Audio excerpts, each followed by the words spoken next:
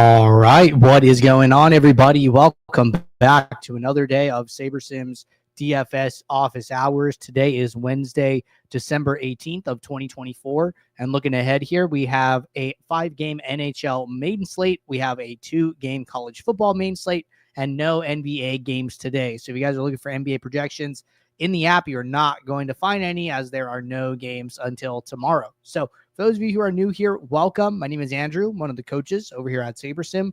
This is a show where we go over how to use the SaberSim app, answer any and all DFS-related questions. Get your questions in one of three ways here. First off, send us an email, support@sabersim.com. Second, post it live in the YouTube chat.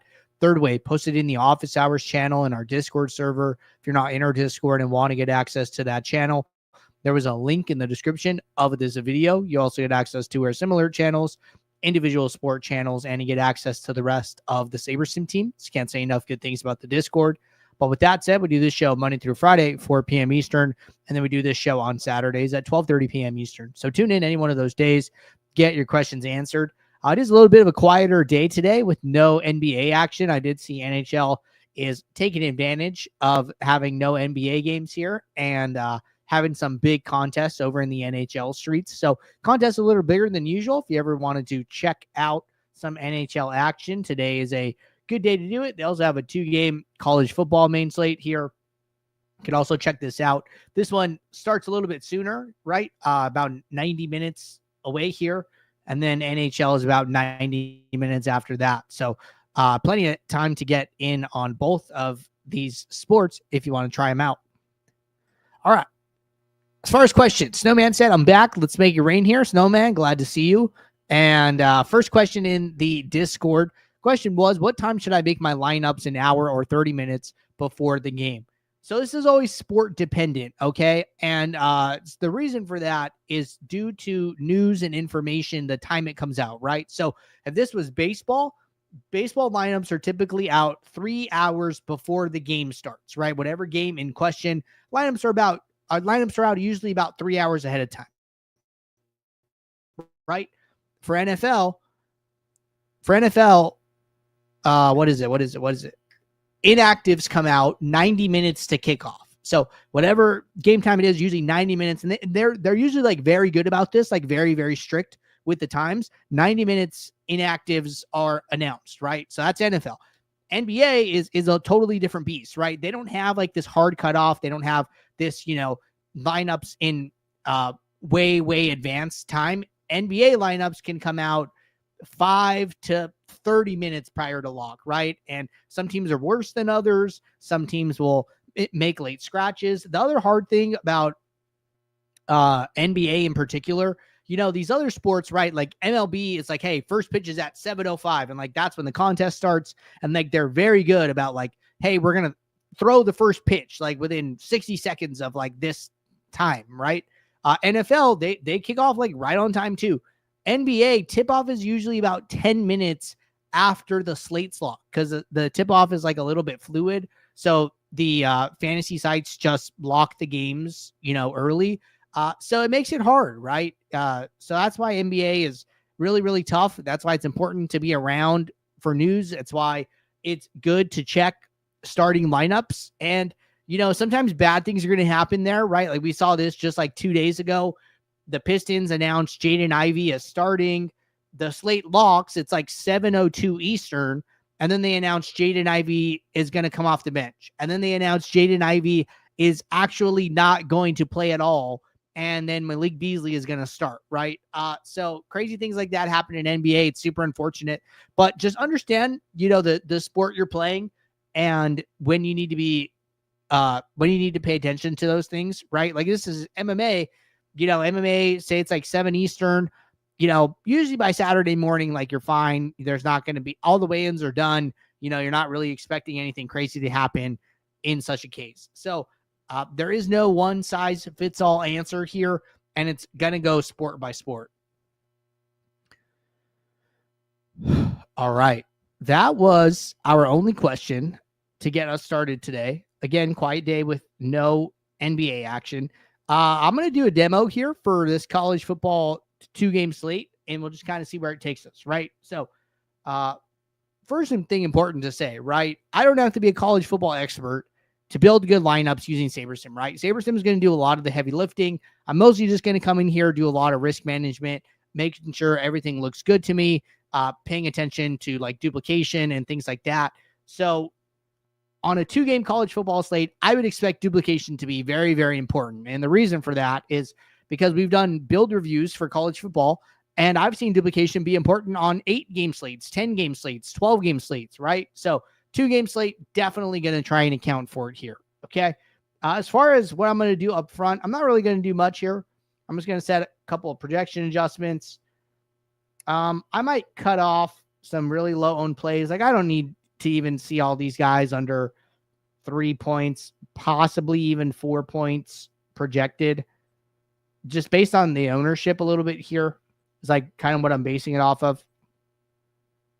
So show players with projection greater than 4. Seems like a fine rule here. And we'll let all these other players be in the pool. So this is good with me. I'm only going to build 2,000 lineups for this example. So let's kick this off. All right. So build is running. While the build runs, I'm going to go set up a contest sim. So I'm going to go to the contest tab. Good opportunity to upload your entry file. I don't have one here, so I'm just going to manually create a contest sim.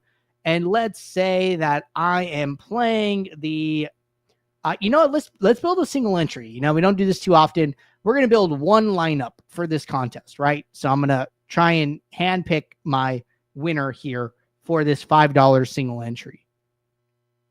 All right, so back to the contest tab. While this continues to build, I'm going to move some columns around.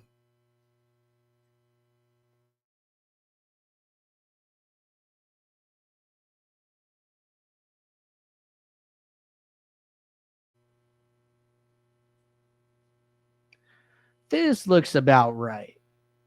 All right, so we're at about 1,000 lineups building here. Build's starting to crawl, so I'm going to cut it off. I don't think we're going to get much more lineups anyways.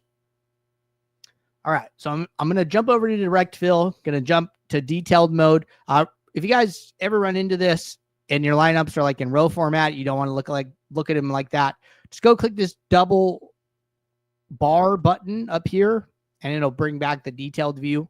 So that's one thing to note there. All right. Looks like our contest sim ran. So you don't need to do anything if you uploaded an entries file, but because I ran a manual one, I got to go switch it.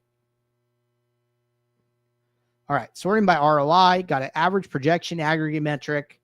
Going to set up an average ROI one. Okay. So far, so good. So a couple things I'm going to do, right? So I want to have this ROI greater than 0. Lineup filter.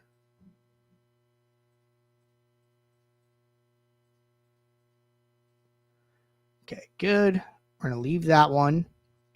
So now I'm going to start accounting for duplication a little bit, right? So I already have a geomean custom metric where it's calculating the geomean of every lineup here. So I want to go filter by it, right? I'm just going to do something hard and fast where I'm just going to try and filter out the highest 10 to 20% of my lineups by geomean. So I'm going to set something up. It says show geomean, show lineups with geomean less than X. And then I'm just going to rename this so I can reuse it in the future. Less than, and then I can just like look at one, right? So like geomean for my top lineup is like 53. So I'm going to try 60, you know, just see what 60 does. All right, I got rid of 5 lineups here, so we can go a little bit more. We want to get to like 100-ish range. Let's try 57. Okay, that's good. Let's try 54. Okay, we keep going. 52. All right, 52 is about right here, right? So this looks good to me. Geomean filter looks good. I usually like to balance this out with a projection filter. So trying to get, you know, top and bottom range here. So I'll say show lineups. And we'll say proj. And we'll try it again. Show lineups with projected score greater than, and then, you know, let's make up a number 134. Let's try that.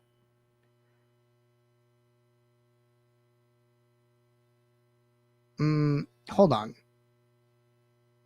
I had 1,000 lineups. Okay, yeah, that's about 10%. So this is way too much. So we got to go down. trying to get like 100 to 200 range.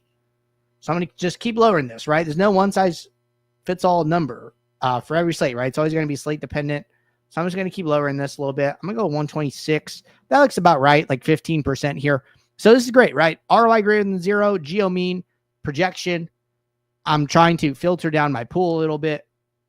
Leaves me about 600 lineups, and I'm only looking for one, right? So we're going to go. I'll tell you guys the way I like to do this. You know, I like to look at like a little bit more than the number of lineups I need. Maybe like 3. Let's get these exposures over here.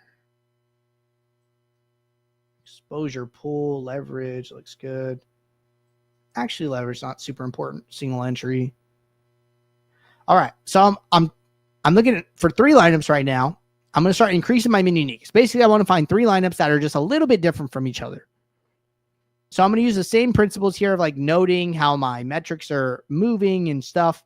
So at 3 uniques, I've gone down about like 50% ROI. I'm not opposed to 3 just because my projection hasn't moved that much. But I would probably go no further, right? So this looks good to me. And then I would look at these lineups, right? You can do this a number of different ways.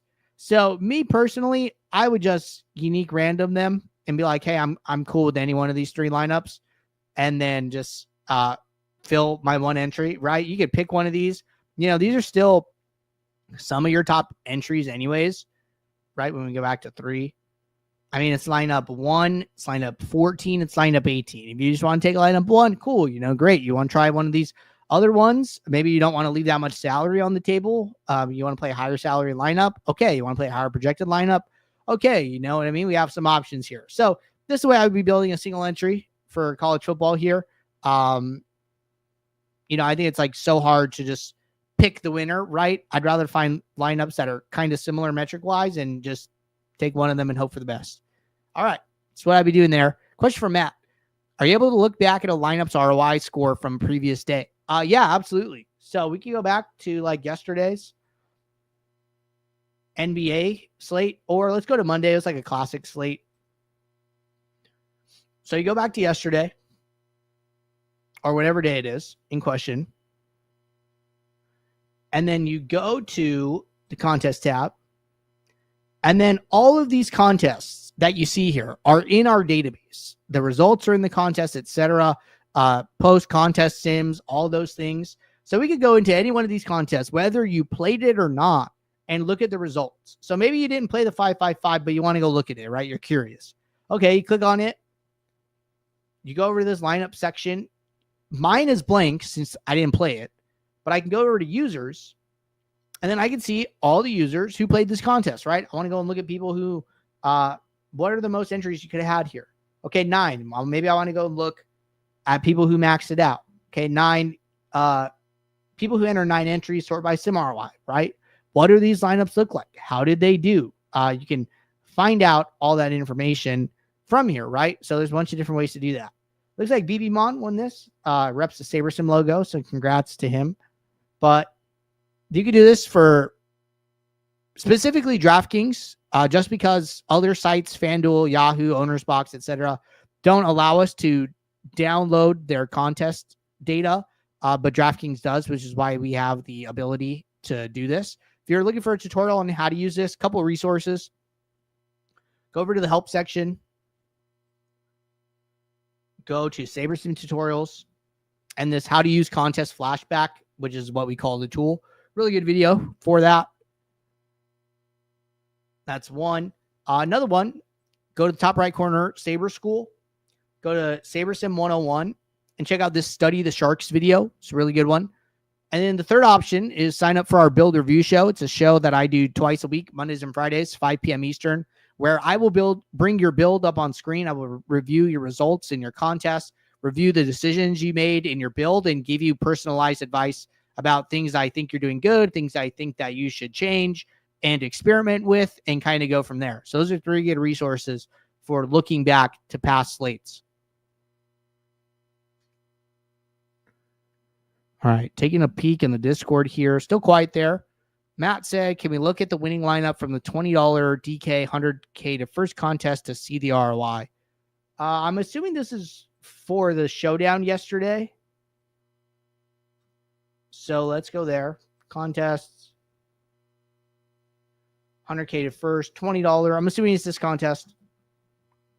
So I saw somebody solo ship this with like a 5-1 stack. Pretty sick.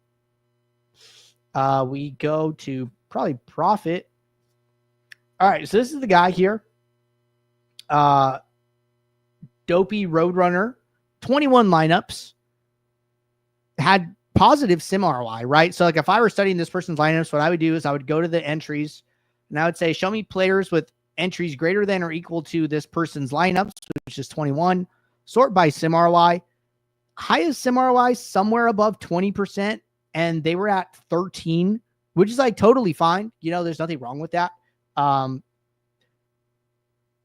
They had one unique lineup, and that was the lineup that won, which is pretty cool, all things considered. All right, so then I would go to this user's lineups, go to the leaderboard, and then I would look at these, right? So it looks like the builder didn't like the lineup that they won with. 205 projected score. 203, 209. Okay, I see.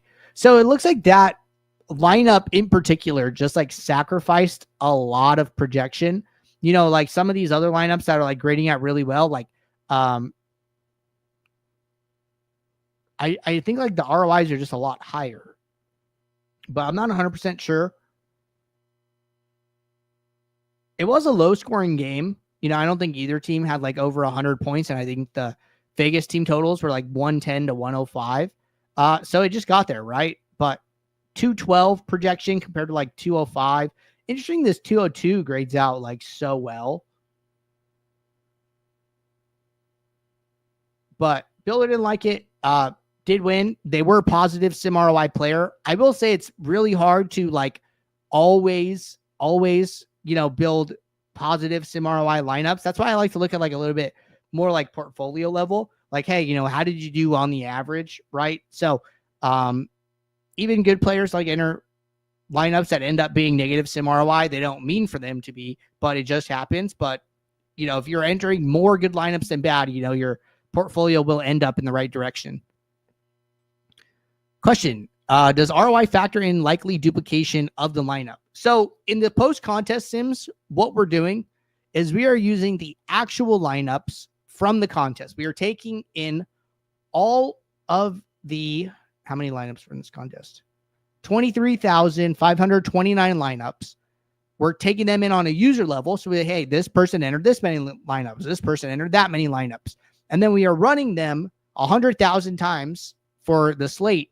And then we are just returning how the lineup did in our simulation. So this does include duplication, right? Like you could see under these lineups, like, hey, this second lineup duplicated 7 times. That means 7 other players played this lineup. So that means when this lineup wins, they split that first place prize, you know, with 7 other people. So the ROI does account for duplication in these contests. Follow up. How about pre-contest sim ROI? Same thing, right? So our field lineups, which you can see here, right? These field lineups.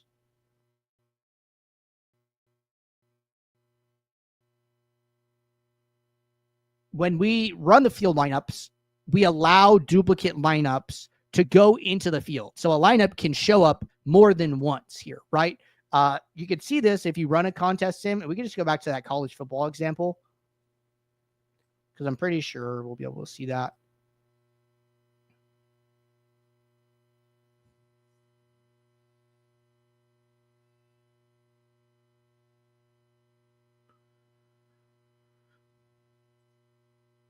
And I'm trying to go back to this college football build we did.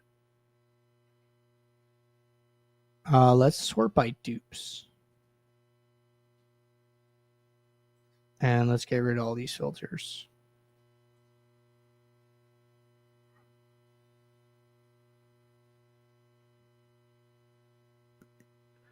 What would be a good one?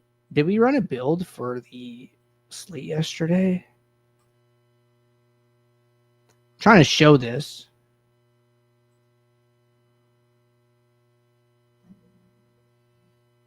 Let's do 200 lineups.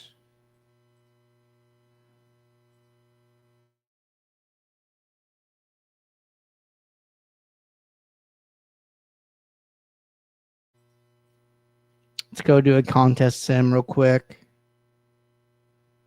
Okay, created it, kicking it off.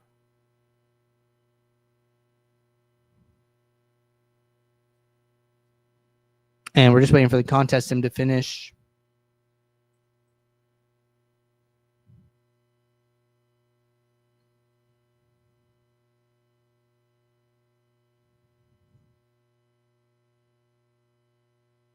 All right, contest sim is done. So I'm just going to come in here and sort by contest sim dupes. So this top lineup here, the most duplicated one, says 48 dupes. What that means is that in the field lineups, which is this column over here, that means that this lineup is present 48 other times. So when we run this through the pre-contest sim, this lineup, splits its ROI, its win equity, with 48 other lineups, which impacts the ROI of the lineup as a whole. So duplicates are being accounted for in the field lineups. Even if you're running custom fields, when you click this generate field from ownership button, you get this pop-up, and then it will ask you, hey, do you want to allow duplicates in your build? And it's toggled on by default because we know that duplicates do come up, and we want those properly represented in the custom fields that you build. All right, glad I was able to demo those things. All right, I just started using SaberSim. I was surprised I was getting the optimal projected lineup as a strong ROI. Pre-contest lock lineup duplication would be massive. Sometimes, the win equity of a lineup is so high that like the amount of time the lineup wins is high enough to offset the duplication. So we talk about this a lot.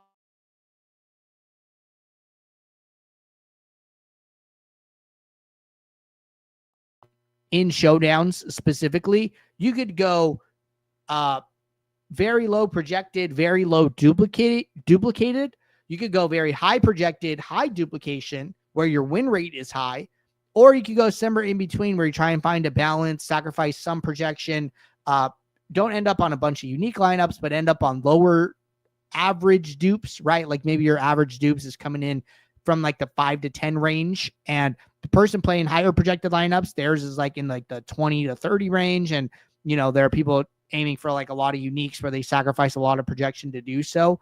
So it's not about, is playing a high projected lineup bad? It's like, how often does this lineup actually win? And does it win often enough to offset the duplication? So that definitely can happen.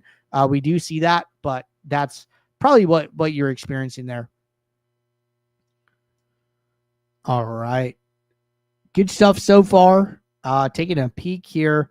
Still caught up with questions in the office hours channel, and going to keep rolling with the YouTube chat. To follow up, you were showing dupes in the field lineups. Is that duplicated lineup in the sim or anticipated number of dupes from other people in the contest? So those are in the sims, right? So basically what we're doing is we're taking your lineups in your pool.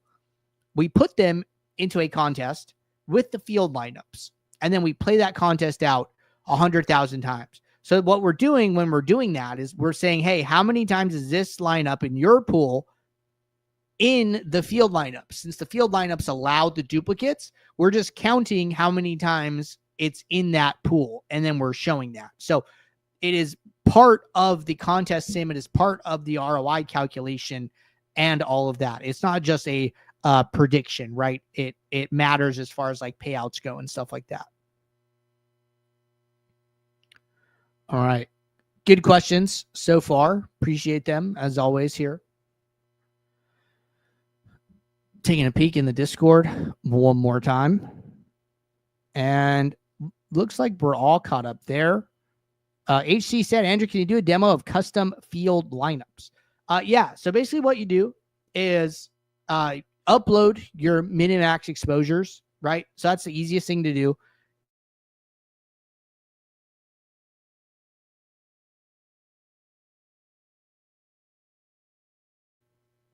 You know, I'm just going to like adjust a bunch of numbers to do this. Okay. You know, I'm adjusting ownership, blah, blah, blah, blah, blah. And then once I upload my ownership, which the easiest way to do that, you know, from the upload toggle, right? Come in here, go to my own gear. And then I'm going to remove the question.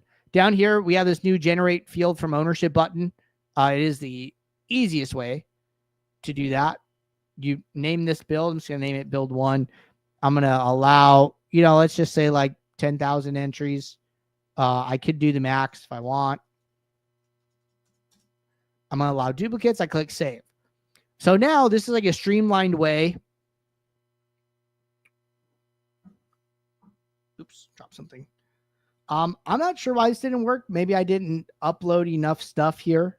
That could potentially be it. Maybe you have to like adjust so many players, or I did something wrong.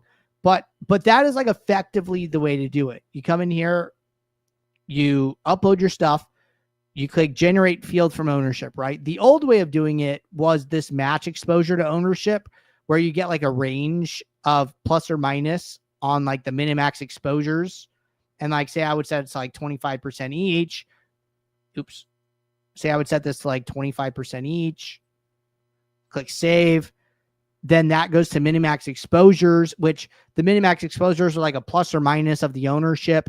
And then I would run a build, and then this would become like my field lineup build, right? So I would say like, okay, you know, my field. And then once this build was done with my minimax exposures, I could go to the contest tab, go to the field lineups column, and then switch it to the build that says my field. But the new way, it basically takes some of those steps out and goes a lot faster. So then you would go to the field lineups like option if the way that I did it worked right, which I think it didn't work because I didn't upload ownership. So you just skip some steps and that would work out perfect. But those are your two ways of doing like a custom field. All right. Good stuff there. Demetrius said, can you run an NHL demo? Thanks for all you do. Yeah, no problem. So let's go back to today. And let's go to NHL. Go to main slate.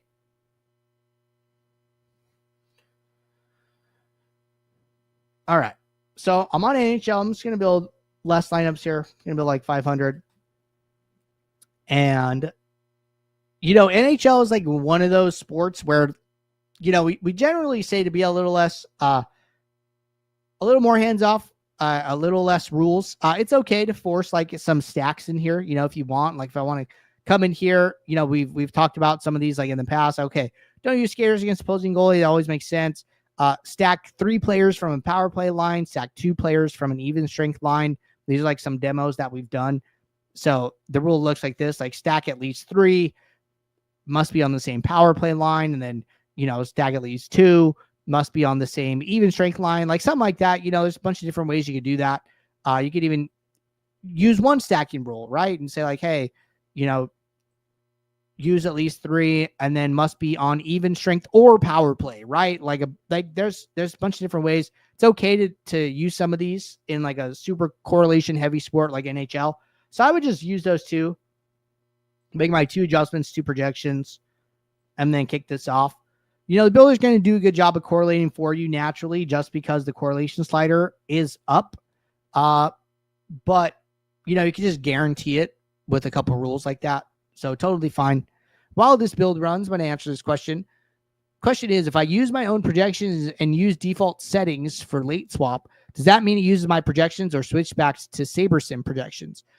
So we use whatever projections are in the my projection column. So if your minimax exposures are here and you see a bunch of red and green boxes indicating changes, then we're using those.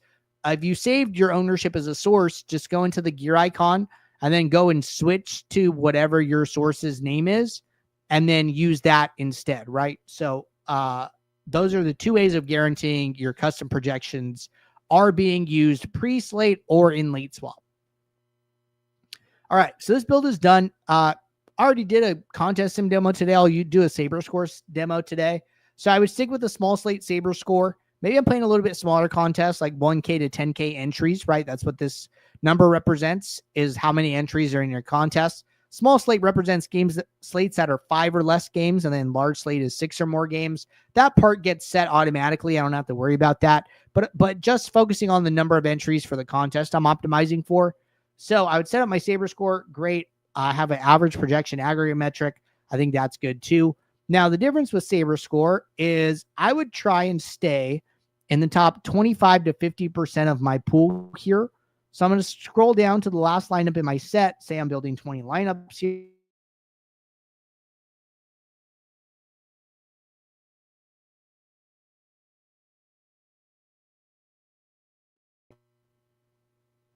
And at 4 mini uniques, that takes me down to lineup 30.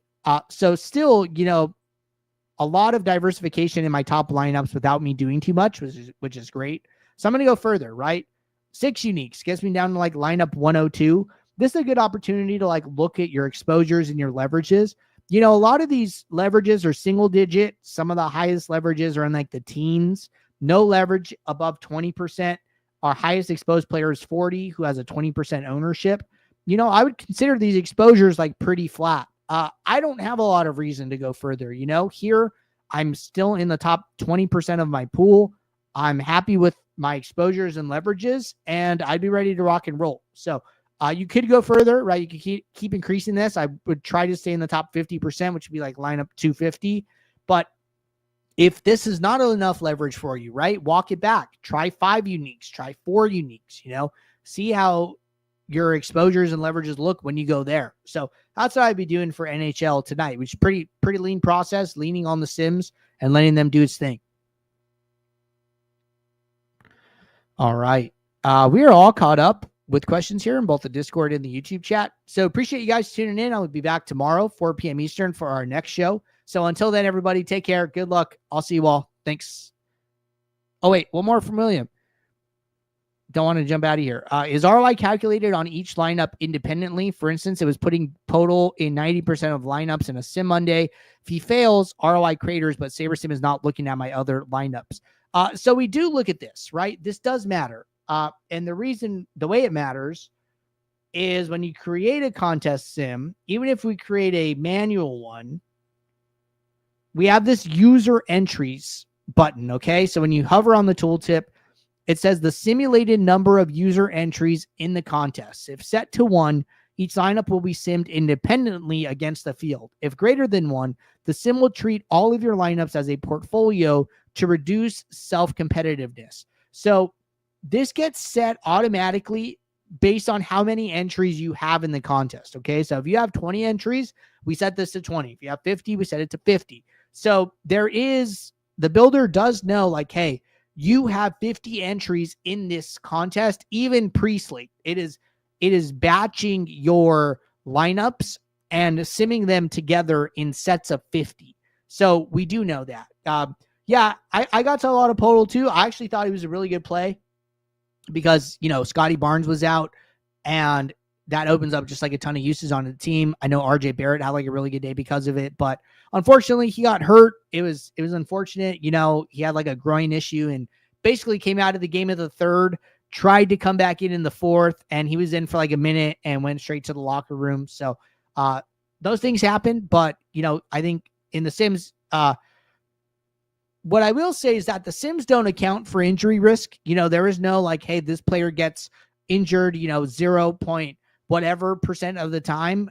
So there is no like injury risk in the Sims if you want to self-account for that by managing risk to players and capping max exposures and things like that. I think that's okay, if you want to do that. So I think it's important to know that there is no, injury rate in the Sims, and you can do things manually to try and reduce your risk to high leverage plays, right? That's why we're increasing the mini uniques, we're lowering the exposure, or we're like verifying the exposure, verifying the leverage, making sure we're comfortable with whatever percent, we're ending up on. If 90% of a player feels like too much for you, then like, hey, lower it. That's okay. So that'd be my advice there. But Builder does know how many entries you have in a contest. Just getting back to the root of the question. All right. Appreciate you guys. I'll see you all tomorrow. Till then, take care. Thanks. Bye.